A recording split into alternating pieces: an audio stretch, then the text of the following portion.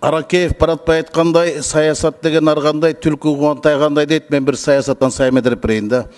Эмнегедир 2 күндөн бери эле биз мурун депутат болгон, мурун соттолгон Садыр Жапаровдун акциясын актуалдуу маселеге айлантпай эле убара болуп атабыз да. Так айтып коеюн, мен ал жигит менен тааныштыгым жок, таарынычым да жок. Болгону анын саясаттагы саякатын таржымалын тарыхын айтып берейин. 2012 жылын октябрында ушул ак үйдүн алдына бир чоң акция болуп, Кумтөрдү улутташтырабыз деген уран менен жогорку кеңешке жортул жасалды эле. Улутташтырсын, же болбосо кууттар катышсын. Жортул оңунан чыккан эмес, жонунан чыккан, ал ортодо камалып тынган. Машинесин аңтарганда бир автомат, 2 пистолет чыккан. Андан 6 ай өтпөй Кумтөрдү баса алабыз деген уран менен Барскондо жол жабылып, подстанцияны өчүрүп, эки ортодо бюджетибиз 275 миллион сом зыян тарткан. Милиция менен эл кагышкан, президенттин жарлыгы чыккан, өзгөчө кырдаалды киргизген. 1-июндан 10-чы унутуп калдыкпы?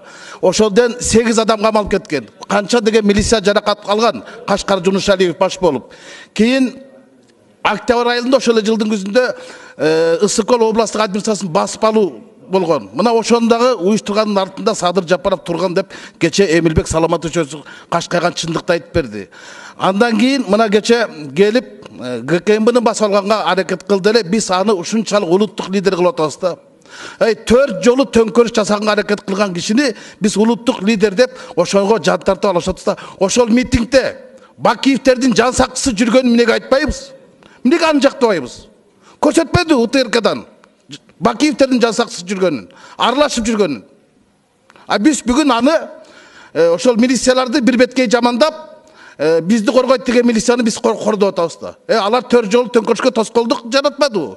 Бийликти басып алабыз дегенде туруп беришпедиби? Мына Орусия менен Белоруссияда деле 100 000 деген адамдарга чыккан митингдер болду. Кемпир чалдан баштап сабап салып камашты.